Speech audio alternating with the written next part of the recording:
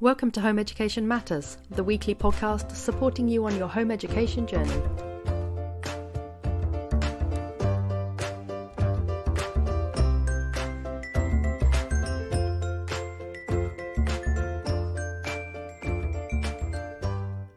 This is a wonderful podcast we're doing today because this is probably the podcast we're most asked for.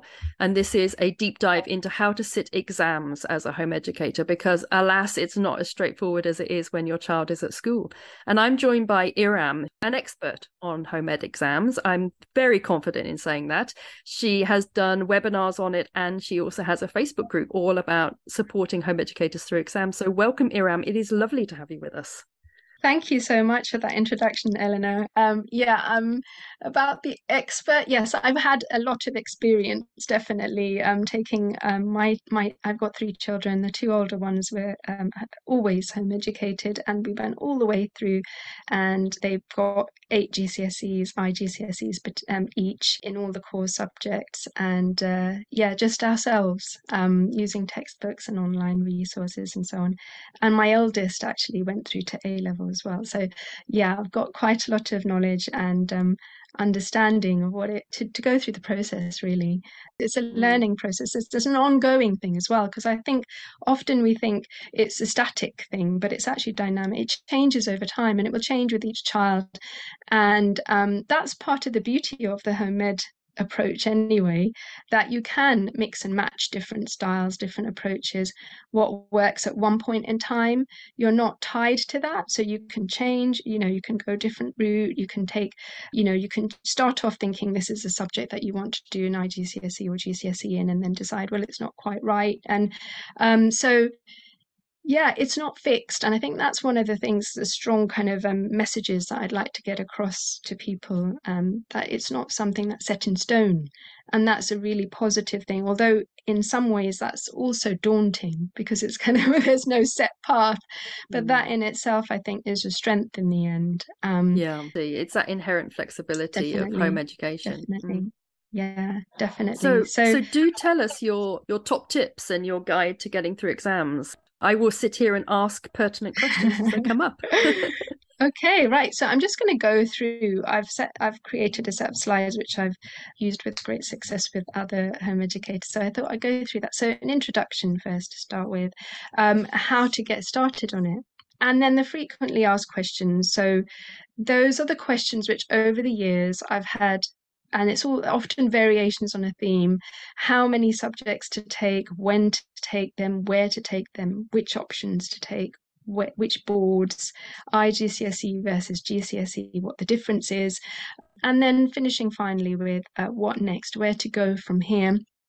Maybe with some kind of actionable goals or objectives to kind of take away some key takeaways from the session, and how to proceed, really, how to kind of turn that into action. And hopefully this will, I think we were talking earlier, weren't we, about how there's no shortage of information online, and there's lots of resources, but I think it is always, daunting. And I have a teaching background, and even with that, to assume that responsibility, feel the weight of that responsibility on your shoulders for ensuring that your children get an access to a high quality education, it can be quite at times sort of intimidating and overwhelming. So I think the value of these kinds of sessions is to hopefully inspire and reassure and offer hope. Exactly. I think a lot of home educators, when they come from, say, primary, those sort of cuddly, touchy-feely years, and then they get to the 13, 14-year-olds. And I think a lot of home educators put their child back in school purely because they just don't think they're going to be able to handle the whole exam process and dealing with it themselves. And I'd really like this session to be able to empower them so that they have that other option. They can keep their child out and they can continue to home educate all the way through. Yeah, I love that word, empower. And I think that is a big part of it. It's about inspiring confidence and faith in yourself, really. Right. So, as I said, I think, it might seem daunting, but, trust in the fact that many have gone through this as a well-trodden path, and there is a wealth of information out there. So there's an exams wiki. There's a Facebook group, there's an IO group, there's a large number of subject-specific groups, for example, for environmental management, history, English, all of which can be quite helpful in terms of if you have specific questions or concerns. And just to point out that you can use a search facility as well if there's something that you're particularly focused on finding the answer for, because chances are somebody at some point has asked the same question. So just to kind of highlight that, because I don't think everybody knows you can search through the posts, previous posts. And don't forget your local groups as well, because local groups are really useful in terms of helping you locate centres that might be able to accommodate you, and also share. People who've used local centres can share their experiences of those centres and whether they'd recommend them and what issues potentially there might be with that. And I think that one of the main things to recognize first off is that if you're completely new to the business of sitting exams as a home educating family, is the way in which we take them. So there's not one single path. There's not one, it's not like it is in school. It's laid out and it's sort of almost a conveyor belt approach, isn't it? You go through key stage 3 and then you sit your exam, you start studying for your GCSEs from 14 and you sit all of them in a bunch at the age of 16 usually.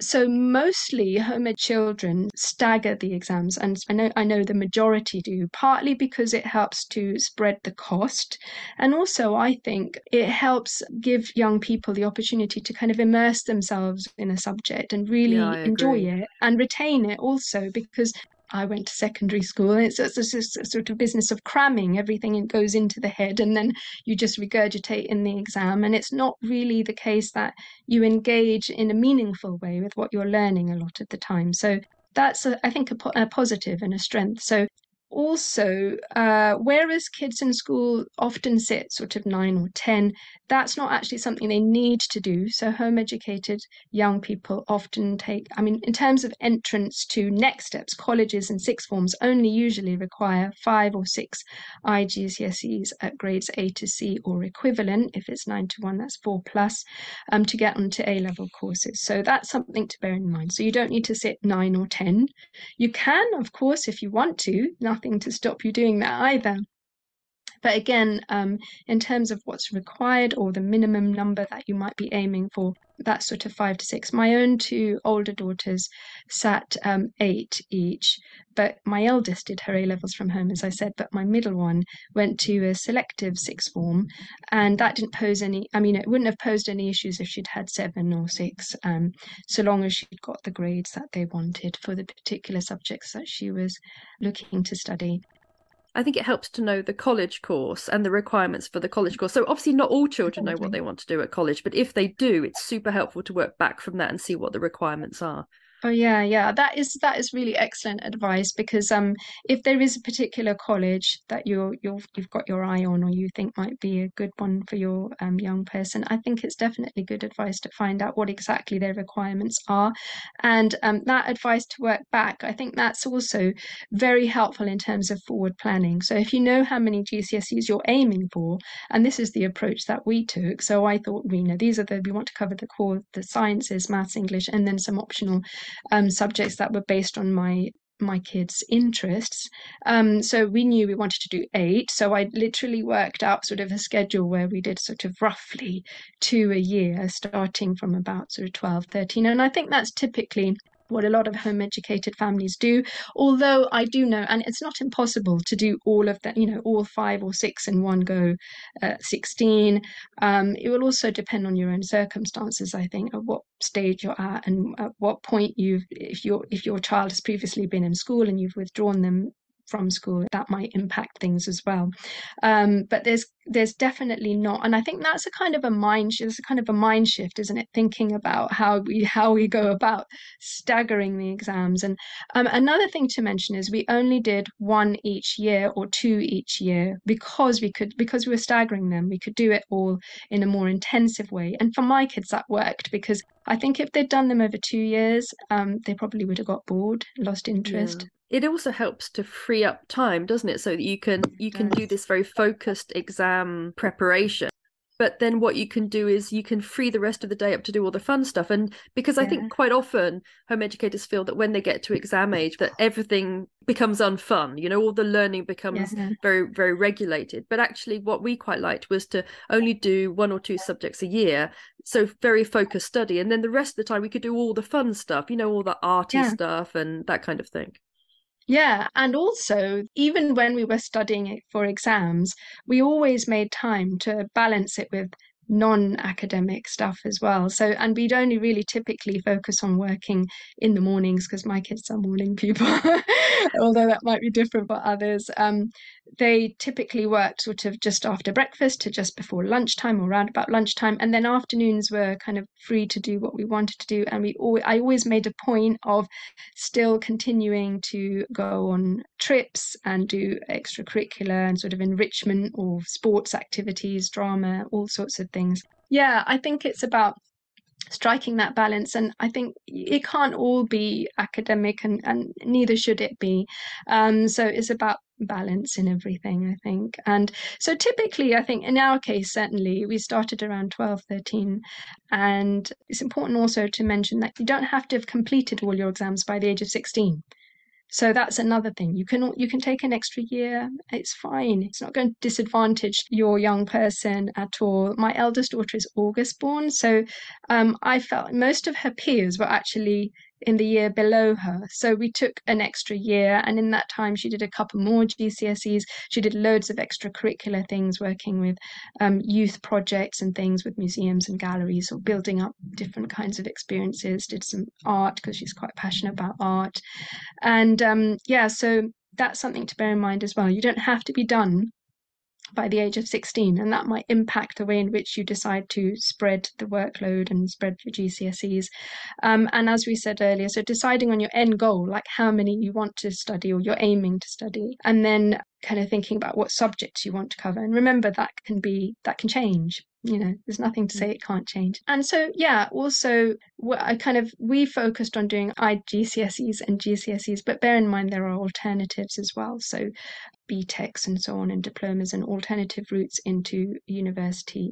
Because obviously there's no minimum age for GCSEs, there's no maximum age, and also there's no requirement to sit any at all. So obviously a lot of jobs do require English and maths, but a lot of colleges will offer that alongside the college course. So there is that flexibility built in, isn't there? Different routes, alternative routes.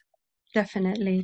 So that's something to bear in mind if perhaps your child has more vocational interests, for example, or wants to study art, in which case you might want to work on building a portfolio and so on. Well, I'll interrupt you there because we have a fabulous podcast coming up actually, all about building an art portfolio, because for so many children, art GCSE is really out of bounds for home educated children. And so having a very good art portfolio is essential, I think, for getting into college. So we've actually got a podcast coming up on that, so look out for Brilliant. That's chimed in well. Right, so how to go about sitting the exam. So the practicality. So you've worked out how many you're aiming for. Your next step is to think about which subjects. I think that's one of the issues for people as well, how to narrow down their choices of subjects. Now, in terms of the essential subjects, it's really only English language, and I stress English language, and maths that are essential. Other than those 2 subjects, which are normally required by employers, and wherever you want to go on to, they'll require that as an essential. And other than that, you can just follow your child's interests, which is fantastic. I think that's wonderful. And there's so many opportunities to study subjects that maybe some people don't even know exist as GCSEs. So astronomy, ancient history, classical civilizations, environmental management, some of the ones we've studied or considered studying over the years. And I want to stress also, because my background is in English, so this is a real bugbear of mine. English literature is not required. So a lot of people are under the mistaken assumption that English literature is an essential. I think it stems from the fact that in school everybody does it as a sort of mandatory subject, but it's not actually. And I think the Fair Goss figures are something like 20% of students who sit English language do the literature. So it's actually the minority. And much as I love literature, it's certainly not something that my older two were interested in studying. Interestingly, because they loved reading, and we've always talked about literature, and we've read, and we still read together aloud and so on. But they didn't like the process of analyzing texts and breaking it down and deconstructing it and thinking of it as something that was a figment of a writer's imagination, rather than suspending belief and kind of immersing themselves in that world. So it didn't work for them. And my eldest daughter did 3/4 of the literature syllabus before confessing to me that she didn't want to sit the exam. So that's what I mean about being flexible, right? So we started off, I assumed because they loved reading and they were good at it, that they'd want to do literature, but it wasn't for them. And it certainly didn't hold them back, because my eldest daughter got offers from all the Russell Group universities. So this is something that people think, oh, but will it be a disadvantage to not have it? And it is not, absolutely isn't. So she applied to all her uni choices were Russell Group, and she got offers from all of them. And my middle daughter, who's at the selective sixth form, she didn't have English literature, and it wasn't an issue at all. So I just want to stress that point. It's one of those subjects that I think a lot of people feel they should do, but maybe are not at all suited to, because it is very writing heavy. And also I think it's one of those exams that is best suited when you're a bit older. I think you tend to need to feel a bit more emotionally mature to handle some of the topics and to be able to analyze deep down into some of the emotions in literature. So we've skipped it actually for both of mine. My daughter's good at English, but will probably not do it, only because, a bit like your daughters, I did A level and S level. I don't even know if they still do that now, which I think is scholarship level. Did you?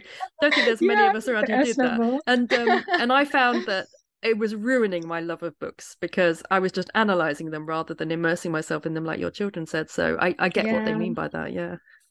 Yeah, so I think it's important to recognize that it's not essential. And there's nothing to stop you studying a syllabus for fun as well. You don't always have to, studying a syllabus doesn't have to necessarily culminate in an exam. So my daughter did 3/4 of the syllabus. That would have been valuable in its own right, without having to sit the exam and get the piece of paper at the end of it.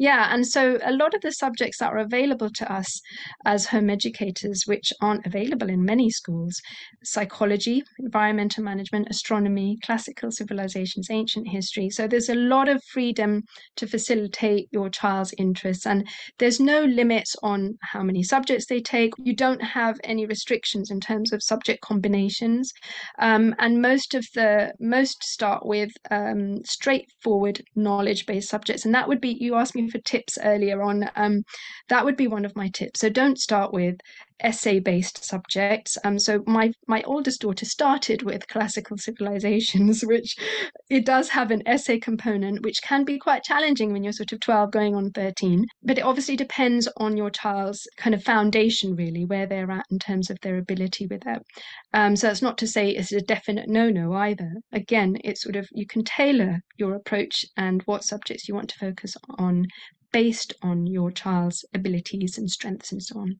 I think also it depends on their interests, because my daughter also actually sat classical civilization at 13. It was her first one, and she's very dyslexic, and she struggles with essay writing, but because she loved the subject so much, she got an 8 and absolutely adored it. So I think sometimes I think it's a very good tip not to go for one of the very heavy essay based subjects first off, but every now and then, if they really love it, it can be a really helpful one. Yeah, I mean, enthusiasm can take you a long way, and passion for the subject and what you're learning, it counts for a lot.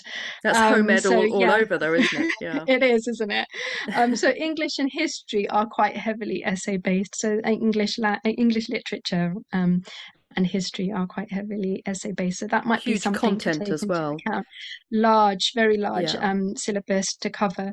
So a lot of my top tip for first GCSE would be environmental management, because it's short answer. The subject is very accessible. I think a lot of people nowadays have a kind of general and broad understanding around a lot of environmental issues, so that can be an advantage. There's crossover with biology and geography, so it's sort of I think it's a really great one to do. There's also very little prior knowledge that you actually need to have memorized before you get into the exam with environmental management. Yeah. I've noticed, I don't know if you have, a lot of it is analyzing the information that they give you on the paper. So actually Yeah. you could, if you're reasonably switched on, you could actually not do any revision at all, not do any studying, and still pass EM, I reckon.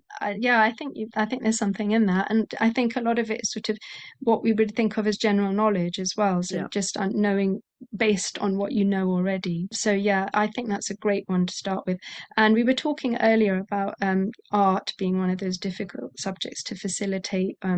PE, drama, music are also among that group of subjects which are difficult to arrange. I won't say impossible, because they occasionally you find providers, for example, drama schools might offer GCSE drama, Or lambda music. qualifications sometimes, don't they? Exactly, yeah. So that's what I was going to say also, that it's not always necessary to have a qualification in those subjects in terms of having a GCSE. So for art, the my oldest daughter did the Silver Arts Award, and you can take that all the way through to gold, and that actually carries UCAS points. So Nice. silver is equivalent to GCSE, and I think it's a great one to do. And there are lots of providers that can facilitate that. For music and singing, ABRSM and Trinity grades are equivalent at grade 5 to GCSE. Grade 8 carries UCAS points. Drama, so Lambda exams you mentioned, and my daughter's sat Lambda exams, which you don't need to do through a drama school either. We did it ourselves, entered privately, went and sat the exams in central London, but there are centres all over. And we did poetry and prose, but there's public speaking, all sorts of things, which can be Lovely. really, really great qualifications. And I'd recommend looking into those if you're interested in drama. You can do drama Lambda qualifications as well. I think two other subjects that didn't used to be available to home educators, but are becoming slightly more popular, are media studies and film studies, which used to Yeah, be pretty much out of our reach. But now there are a number of providers who liaise with exam centres to sign off the practical components or the yes, coursework that's right. components. It's amazing how many options are open to us, because I meet some school children sometimes, well, the parents, and they say things like, "Oh, my daughter wanted to do X, Y, and Z, but couldn't because X clashed with Y," and you just think, what a shame, that they It couldn't is. choose. It is My such a shame.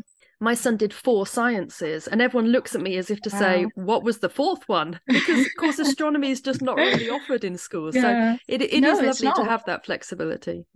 It definitely is. So I think that's a real positive. And that what you were saying about coursework components kind of leads me on to my next bullet point, which is GCSE versus IGCSE. So for some Such subjects a there big are topic, isn't coursework. it? Yeah, and I think not very well understood, Mm. even by teachers in mainstream schools who don't And colleges. recognize IGCSEs, and colleges also Mm. who don't know what IGCSEs are. So some subjects have coursework components which make it difficult for private candidates to sit, for sciences and English. And IGCSEs are absolutely equivalent to GCSEs, despite the fact that some people might say, even teachers might say otherwise. They're often available in private schools, actually in independent schools, so and abroad, and they are fully equivalent. In fact, I think IGCSEs in some cases, I think the gap's closing a bit now with the reforms of GCSEs, but I think IGCSEs are slightly more advanced than GCSEs. Yes, Certainly, I've heard that for maths and for the sciences, that actually it's almost like one step towards A levels, the IGCSEs. definitely. Yeah, definitely. So my two older daughters did all three IGCSE separate sciences, and they chose A-level biology. And that definitely, the content that they covered at GCSE, IGCSE definitely gave them a step ahead, it got them kind of further with that. So they already had the foundation there. It wasn't as big a jump in terms of difficulty. And just to confirm that the IGCSE, because I know some people think that the I stands for maybe internet or something like that. The I stands for international and isn't an International. online Yeah. exam. No, No, alas. no, it's an international qualification, mainly because the majority of students who take high GCSEs are actually not in the UK, and it's an internationally regarded qualification. So that, yeah, that's something to bear in mind. For subjects like math, you can sit GCSE or IGCSE. So my middle daughter sat GCSE maths this summer before starting college, and we opted for the GCSE because based on the content really and the way in which it was examined. So those basically it's a case of comparing the syllabuses and the way in which the exams are assessed and the tasks on the exam papers, so that you can kind of pick, and that's the beauty as well of home ed, that you can pick the syllabus, the board, the content that you think works best for your young person, which obviously you don't have that option in school because the school decides what board they're doing and what syllabus they're covering, and you just have to go along with that really. You don't have the freedom to choose yourself. It is so important, that aspect as well, because I'm not sure if you're getting to this later, so apologize if I'm It's leaping okay. ahead, but it's so important, I think, to analyze all the different options open to you for the subjects. For example, if you want to do history, deciding between IGCSE, GCSE, deciding whether you want to do different exam boards, because there's so much difference. Some subjects, there's very little difference. I've done a podcast recently on modern foreign languages. Natalia was saying that actually there's almost no difference between AQA and EdXL. They're almost identical. Yeah. And maths Yeah. is a little bit the same. There's not a huge difference. Science is not massive differences. But some Yeah. subjects like history, economics, we History. found huge Yeah. difference between the exam Yeah. boards. It's the difference between your child Mhm. loving the subject and enjoying studying it or hating it. I think there's Oh no yeah. shortcut for printing out the specifications, maybe looking at a past paper, because they're all slightly different and they all have different ways Yeah. of wording things and they all Yeah. lay things out differently. So I think it's hard work as a parent, but it's worth putting that effort in, I think, to begin with. Yeah, I think as I said earlier, I think that can be daunting because the choice is down to you to make. But then I think once you've put that work into it and research, it's about research. Research is one of the big top It tips I is. would say. Look at what's out there, compare the specifications, look at past papers, work out what, for maths, for example, some questions are wordier, which doesn't work for some students. They want, a more clear-cut sort of question. EdXL, sometimes the questions can be a bit woollier and a bit vaguer, whereas Cambridge tend to be more transparent, I think, a lot of the time. But then again, Cambridge syllabuses on the whole tend to be larger than EdXL's, and the way that they're examined might be different. So whether you want to set EdXL Spec B, for example, for English language, it's a 1 3-hour exam versus Cambridge, which is 2 shorter papers. So it's a question of what your child prefers, it's their preferences. So it's really, and that's the beauty though, you can tailor it to that. You can kind of pick the syllabus and the content and the specification that works well for you. I think English language is a classic example of a huge difference between the exam boards, because the Cambridge English as a first language GCSE is so different, I think, to EdXL or AQA English. It's almost as if they're different subjects. It's almost as if Yeah. the Cambridge English is what we would imagine to be a nice, straightforward English language Yeah. exam, and then the others are more like English literature in my eyes. Yes, yeah. Especially because one of them has a compulsory anthology, which obviously is something that a lot of people might not be interested in studying poetry. So there's a big difference because you don't have the literature component in the Cambridge, which is the one that I teach. I'm a bit biased because I love that syllabus and I think it's very accessible to students of a wide range of abilities. My son did, I think, EdXLB or something, and I really wish I'd done the Cambridge with him, and I'm doing the Cambridge with my daughter because I think it is so much more straightforward and it's a lovely I exam. think, It's more practical and you yeah, feel like it's it actually is got a definitely. use in life, and I You can like see that. the relevance. You can see the Yes. relevance. There's some practical skills that, I think you can gain through doing it that you can apply in everyday life. A lot of the time you think, why am I studying this? What's the point of studying this? What Yeah, relevance does it have? you don't want another of those conversations with your children where they go, when will I ever need to know this? Yeah, like us, I'm like, okay. So yeah, and just to mention also that don't discount extracurricular activities and qualifications. So Duke of Edinburgh, Royal Life Saving Society, archery qualifications, fencing, horticulture, Royal RHS do courses as well. So there's lots of different things you can do if you want to explore a subject just from from the point of view that you're passionate about it. It's worth doing anyway. My son did an EPQ in cyber hacking, and he did that when he was Wow. about 14. And that's actually, I think it counts as an AS level. But again, it was just Yeah. one of those things where we just thought it would be a lot of fun, and it was.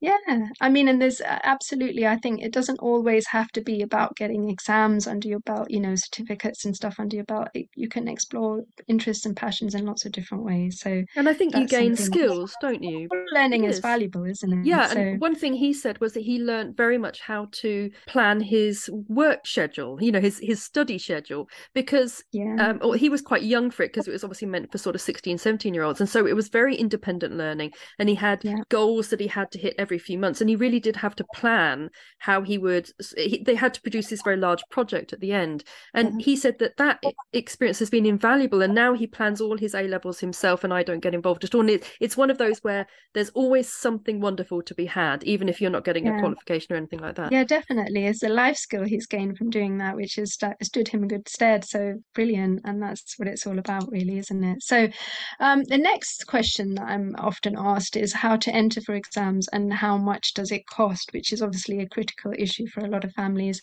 Exam entries are made directly with exam centres. You don't apply to sit an exam with the board directly. The centre does that on your behalf. The centre registers the candidate with the board. It's quite a straightforward process usually. Most centres, commercial centres, will have online forms to fill in. You do that, provide your ID or a copy of your passport or whatever, and then make the payment online. That's generally how we've done it, and we've used a few different boards over the year, a few different centres over the years. You need to know your subject code, don't you, for applying? So, for example, it's normally something like a letter, a couple of numbers, and a letter, something like that. And normally you can Yes. find that, but you do have to be a little careful with some subjects because they have a number of different variations of the specification, particularly Yeah. history, where you're taking options within that. So that's something that, if you're unsure of, you can ask in Facebook groups, particularly the subject-specific Facebook groups. Lots of people come on and they say, okay, I'm entering my child for the exams, these are the codes, is this right? And people will Can I come on just and help. check? Can I just check this is the right code? That's fine. Yeah, And you'll find lots of people have asked similar questions. So yeah, that's a good point to mention there. So because you will need that when entering your child for a particular subject, because the code identifies the board and the particular specification that they're going to be sitting the exams for. Costs can vary quite a lot. So most people don't realize that private centers, commercial centers can charge whatever they like. And a board's the actual charge that the board make is on average around 50 to 60 pounds per entry. But centers charge typically sort of 120 to 190. I was once quoted at a centre which is walking distance from me because I thought, oh, that one would be really good. You don't have to contend with the rush hour to get to the exam centre at 9 o'clock.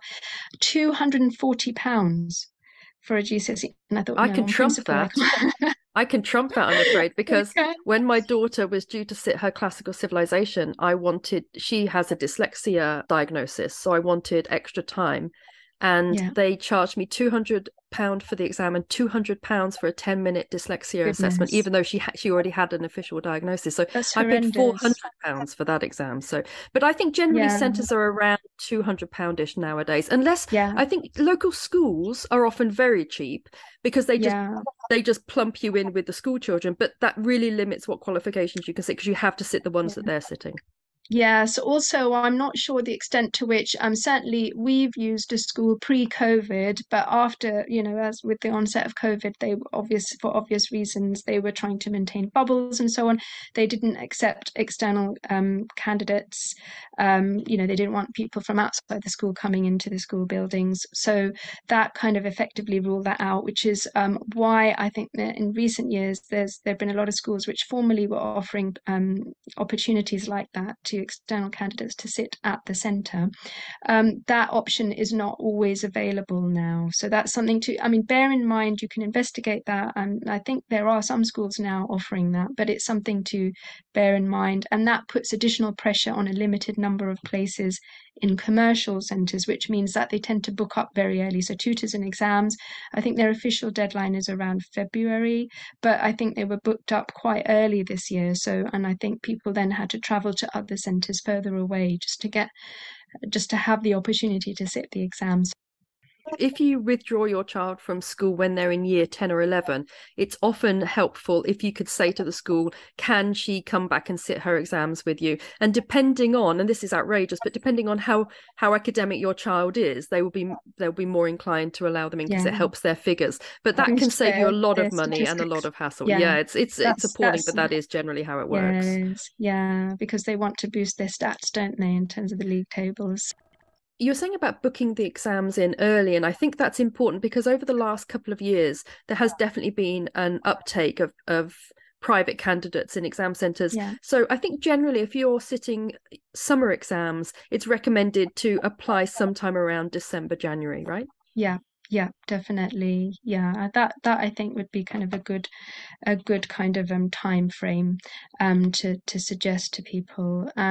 Yeah, so a lot of the kind of decision making around the center that you choose. I mean, most home educators will say decide what find out what boards your local center is offering and then go with those boards. But I actually think, and a friend of mine, a home educating friend of mine, some time ago said to me, and I think this is something I've always borne in mind as well, is that you don't have to, you're not tied to that. So if you're prepared to travel, you can go and sit any board anywhere.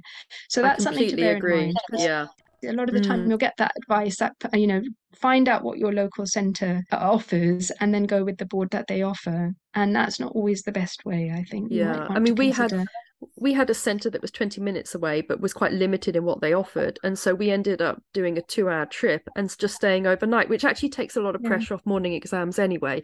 We would always make a bit of an event of it and go somewhere afterwards. But I agree. I think my personal approach, and it sounds like yours as well, is to choose the specification that works best for your child and then find your nearest exam centre that offers that.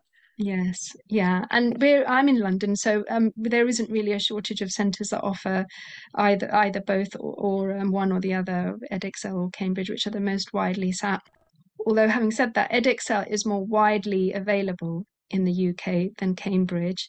There are fewer centres that offer Cambridge than Edexcel, but many of the commercial centres, for example, Tutors and Exams, offer all the boards. So, and they do also facilitate speaking and listening elements as well for foreign languages as well. So commercial centres do offer that option as well. So something to bear in mind as well, that you don't always have to choose the centre and then go with the board that they offer, even though that might not be the best one for you.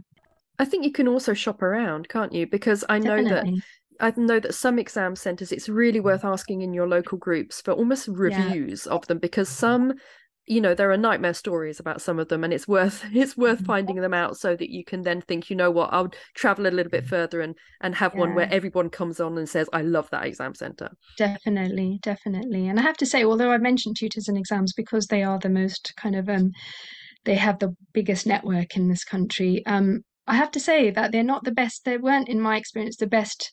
They were actually the worst of all the centres that we sat. I'm afraid I had the same experience. And I was quite surprised, given that they've got quite a reputation amongst the home educating community. But yeah, I was quite surprised and a bit disappointed, I have to say. And they weren't the cheapest either. No, and they're actually the ones that charged me £400. But I think, although nowadays I don't think they can charge for access arrangements, and that goes for all exam centres. But I think what happened with Tutors and Exams, to be fair, because I had exactly the same experience as you, I used them one time and then didn't use them again. And I think it's because they were quite small, and then they became hugely popular over lockdown. And then last summer, which I think was the first summer they had in-person exams, they really struggled to cope with the numbers. Yes, I think things are starting to settle down a bit now. So hopefully that COVID pandemonium is behind us now. So, so the next thing I wanted to look at was distance learning providers versus do-it-yourself approaches. Now, I said earlier that with my 2 older daughters, we basically, for each subject we decided to study, we ordered the textbook and we worked our way systematically through the book with a view to completing the syllabus roughly over, if we started in September, by Easter. So quite a kind of methodical approach, really. And then the idea was that from Easter to the exams was just kind of focused revision and past paper practice. And that worked for us. But then that doesn't mean to say I haven't invested in resources that I thought would be great, but we didn't end up using. It really just depends, and that's the key point, I think. There isn't a one size fits all approach. Even with the same child, you might take different approaches for different subjects. And what suits you and your child might not be the best approach for others. Again, it comes back to researching, I think, knowing what the options are and understanding your child's preferred learning style also, and what you want from a course if you're using a provider. There's a lot of them out there, and a lot of them have very good reputations. For example, NetSchool has a very good reputation. Absolute Math, Southwest Science School, Echo Education, Humanities, Jake, Homemade Education. Some of them are very well established. Some of them are run by home educators. And so they understand the requirements of home educators, and they understand IGCSEs, which is another thing to mention. So private tutors who are mainly teaching kids in schools might not understand the differences in syllabus and content in terms of IGCSEs versus GCSEs. So make sure that you find, if you're using a tutor who's mainly teaching mainstream schooled kids, that they understand the differences. And it will also partly be determined by your budget. So how, because some providers may be very good, such as NetSchool, but they're at the more expensive end of the spectrum, if you like, in terms of cost. Some are very affordable, like Absolute Maths. You can do their self-study course and it's quite reasonable. Southwest Science School also. I think what's also helpful to know is that you don't have to use a provider all the way through the GCSE study. Yeah. It's quite nice to self-study and then just to bring somebody in for a couple of sessions at the end, or maybe do a revision course. I know you did a revision course, Iram, on English language, and we didn't do, my daughter actually did no English language study. She just did your revision course. And that's a really cost-effective way of doing it, because what you're doing then is you're maybe just bringing in a tutor or a very short course at the end just to get the exam technique in. Exactly that. And I think also for a subject like English, if you have a solid basis already in the subject, it's really just about honing your writing skills, tailoring them to the requirements of the question and the syllabus and the different tasks in the paper, on the papers, so that you're nailing the criteria that the examiners are looking for. Understanding and practice, right?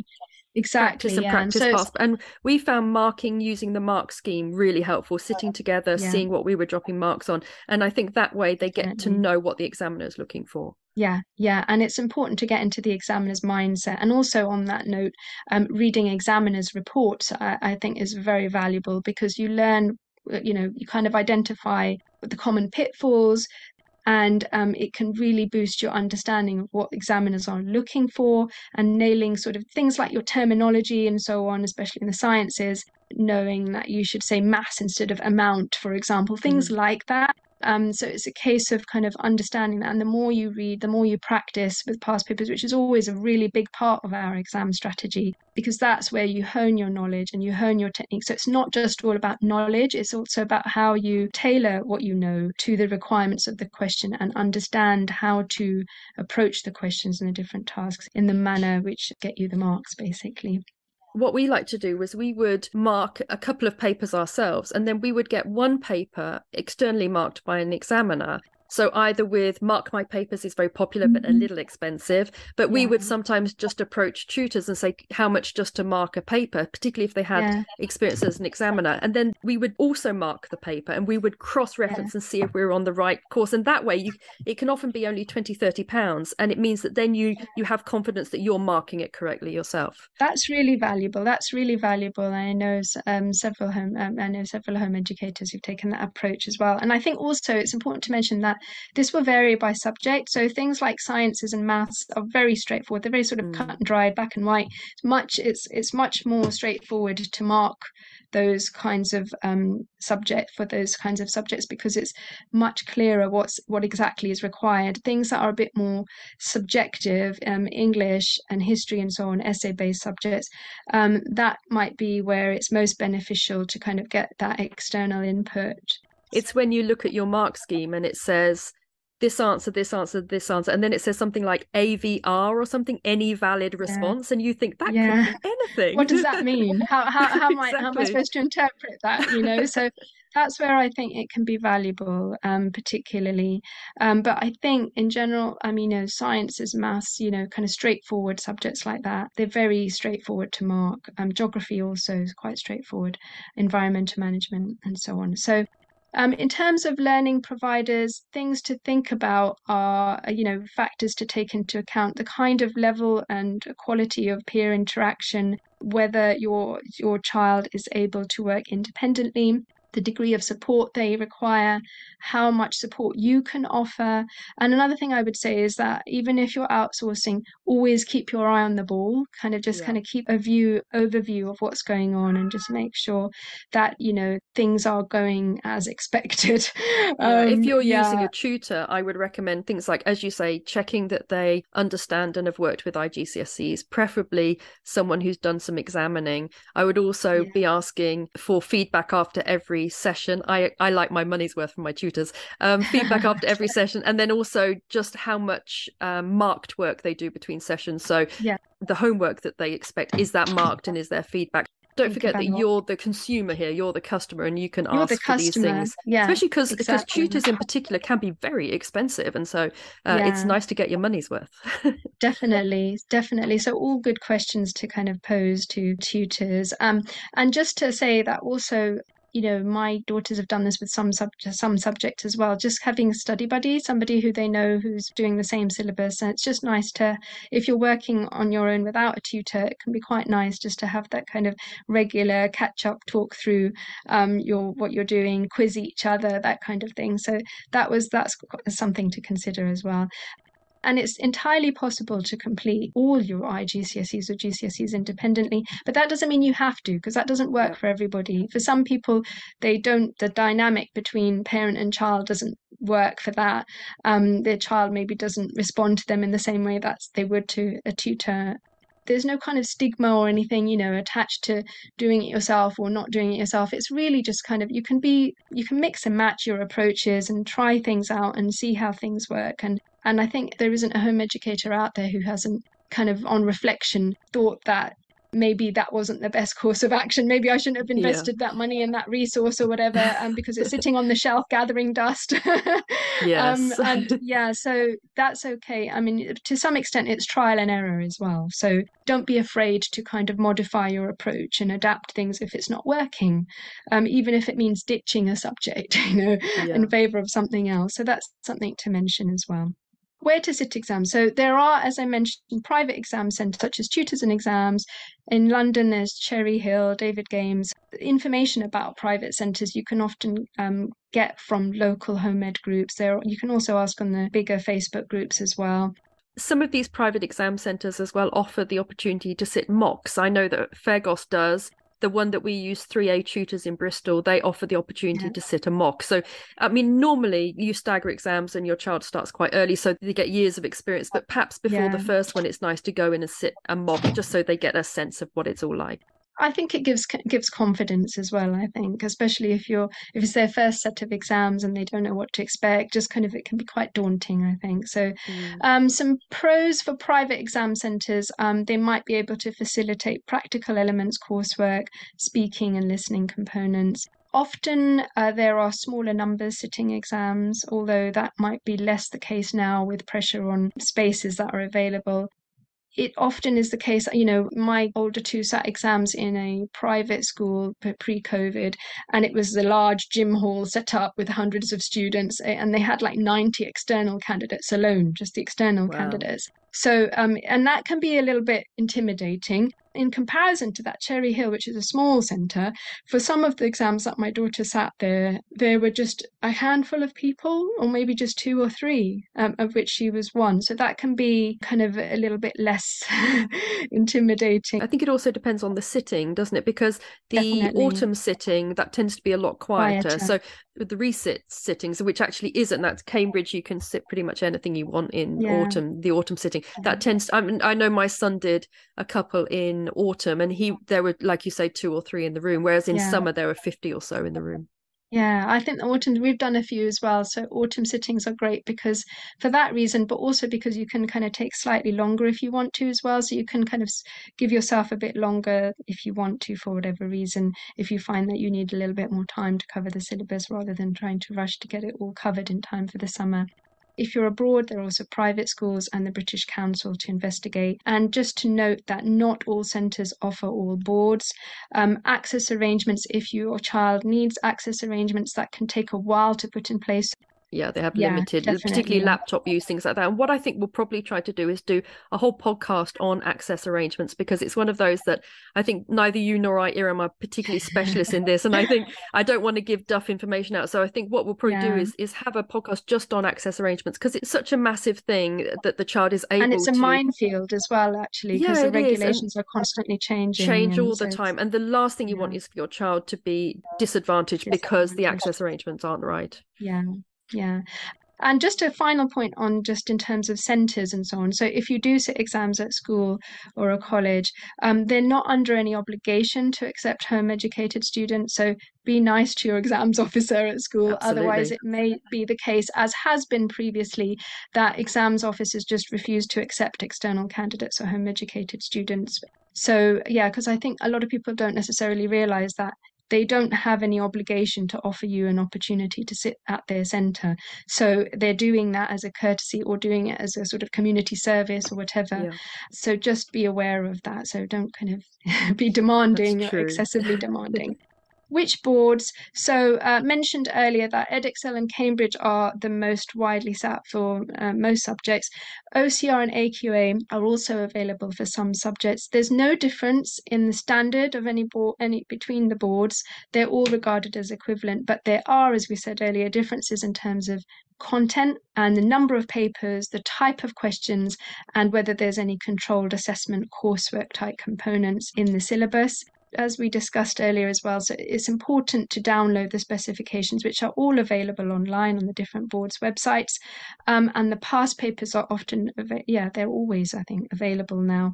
You'll be at the very least able to access specimen papers to compare them and see which you prefer. The specification will also have that number that I mentioned, the Code, subject the code. code, Yeah. yeah. So that's a good place to look for that as well. So Edexcel have made some changes in recent years, so to their syllabuses. So there may not be as many past papers available for some subjects that they offer compared to Cambridge IGCSEs, which there is a huge bank of past papers for most of their subjects, which have, they're very sort of stable, if you like. So, that's been a deciding factor for some subjects for us, the fact that there's just a wealth of papers there to practice with, which are easily and readily accessible. And yeah, so in some areas, your choice of board and syllabus might be influenced by which boards are available to you, although that might not be an issue if you can and you're willing to travel. That's not necessarily going to pose a barrier. So that's just in terms of boards. So the key point there, I think, is to compare, to look up the boards and compare and do the legwork. There's no really. shortcut.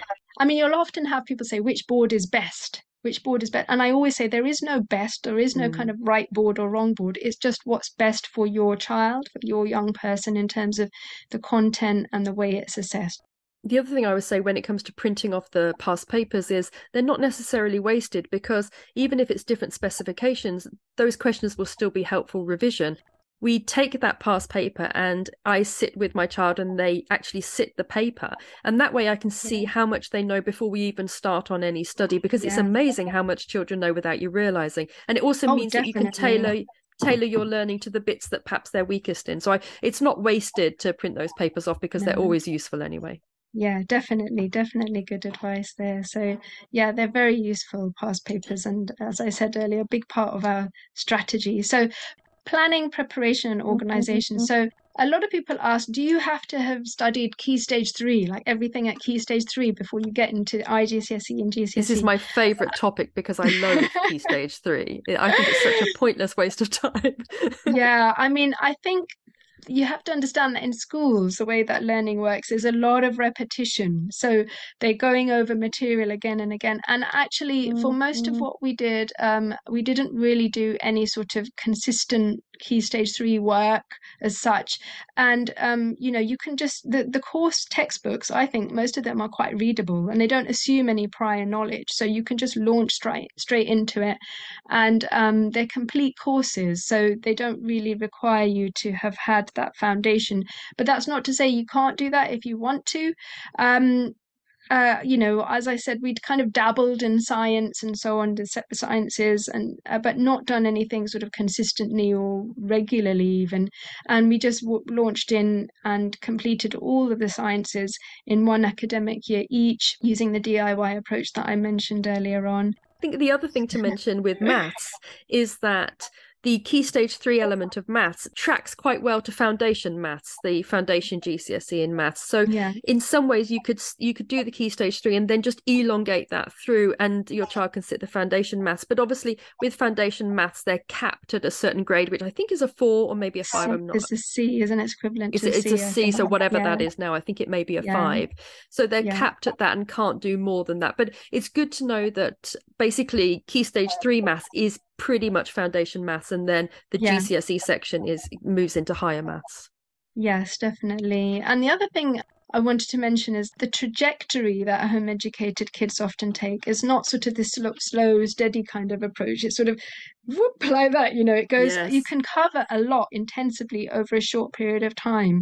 So it's a very different kind of approach to learning, I think.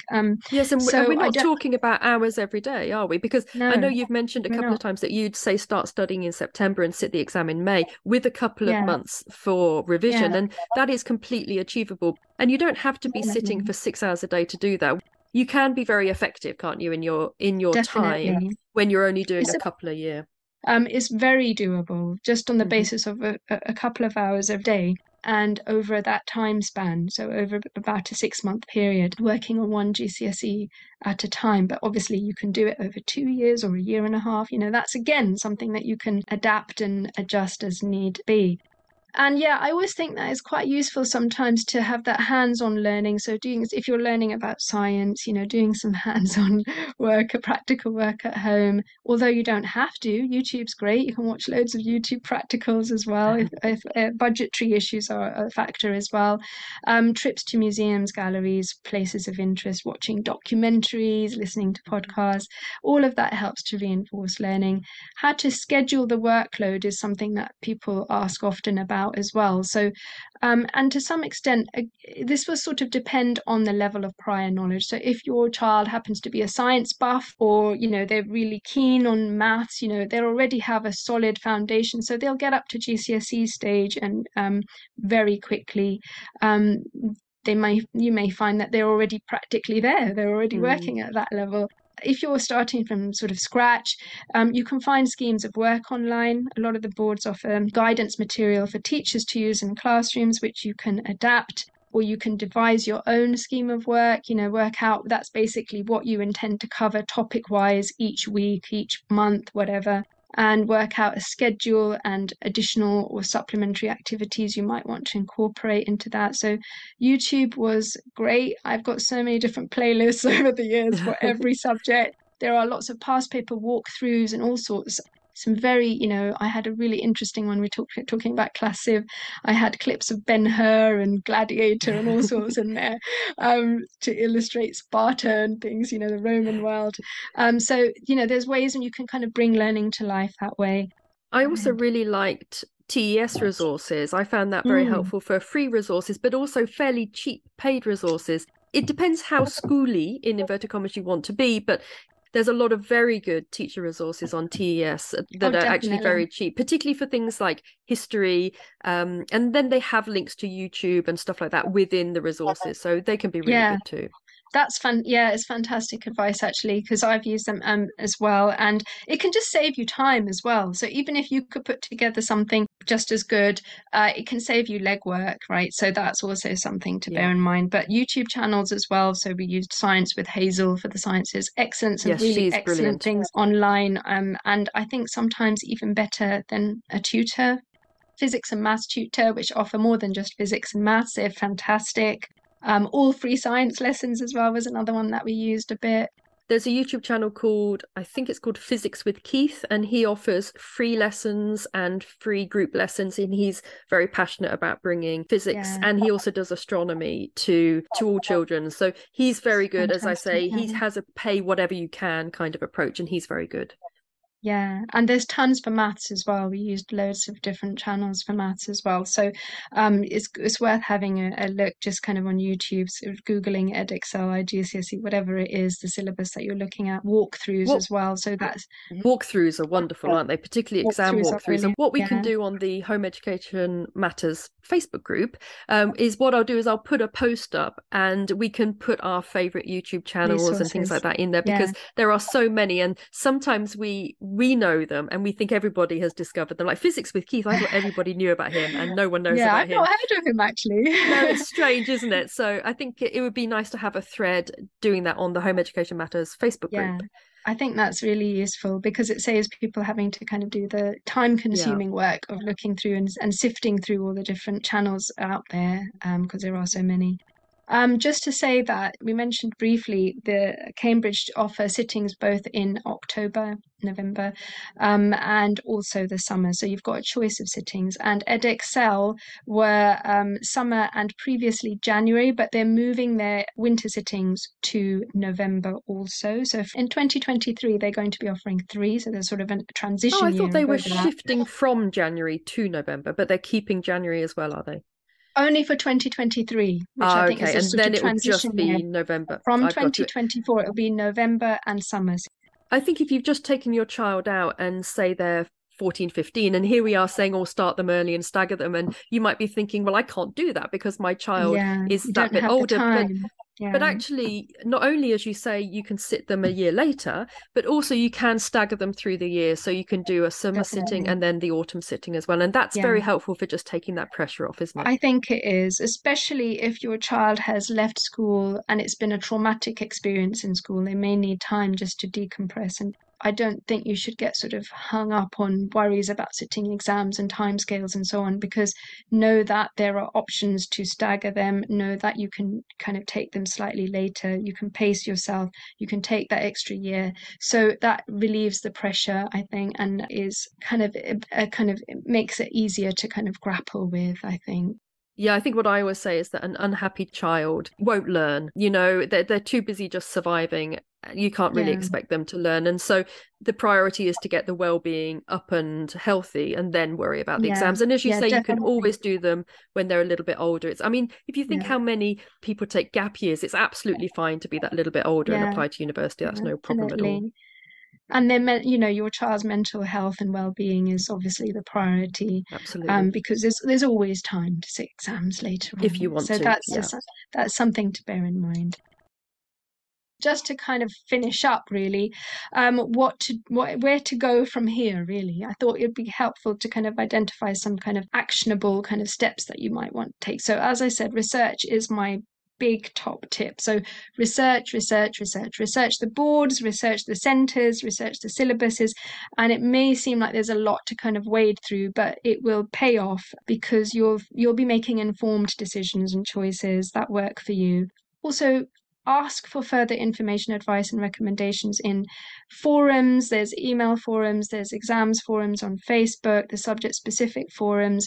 Use the search facility, the option there, and really just kind of trust that you can facilitate your child's education, really. I think a lot of it comes down to kind of feeling confident enough to vanquish the doubt, really, and banish the uncertainty, especially if you're not in a very supportive environment. If you've got people around you who are doubting your ability to do that, that can dent your confidence. But trusting that even if you're not directly educating or facilitating your child's learning, or learning alongside them, as often has been the case with myself and my daughters, that you can find resources, the right options from the wealth that there are available to enable them to get where they want to go. I think the other vital thing that I always sort of say when it comes to any exam topic is that quantifying your child's worth, or even just sort of quantifying your home ed journey with exam results is just a disaster. And there's always so many more things that show how amazing home ed is, and there's always so many more things that can show you how your child has developed and grown as a person than the number grades that they get at the end of the subject. And I know that who your child is and the person that they're becoming is so impossible to quantify in grades.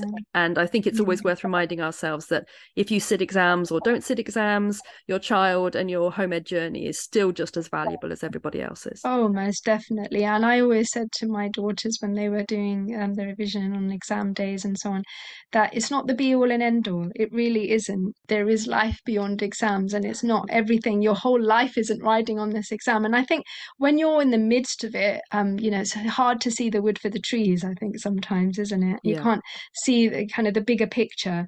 It's one part of our home education journey. And I think it's sort of for many home educators, it's sort of a hoop jumping exercise also in order to facilitate next steps, really. So it certainly isn't, and nor should it be, the sum total of home education. And that's something to bear in mind and kind of keep that sense of perspective, really, recognizing. And I think that helps with your child, doesn't it? Because it helps how you approach exams is how your child tends to approach exams. And so if you're pretty relaxed about it and you're emphasizing that, nothing is drastic, you can always resit, there's always alternatives. I think your child picks up on that, and then they will go into the exam relaxed and confident. Yeah, excellent advice there. Iram and I will be doing another podcast somewhere around early spring, just before that revision period, which will be kind of deep diving into this exam prep, exam revision, right? Yep, that would be great. Excellent. Yeah, I'm looking forward to that one. Yeah, fantastic. Well, thank you, Iram. That has been wonderful. And it's a fairly deep dive, but that's brilliant. And we're looking forward to having you back on the podcast in the new year to go into the exam tips and revision tips. I look forward to that. Thank you so much, Iram. It's been lovely chatting to you. Thank you very much. It's been lovely to be on. Thank you so much for joining us for today's Home Education Matters podcast. See you at the next one. Have a lovely day.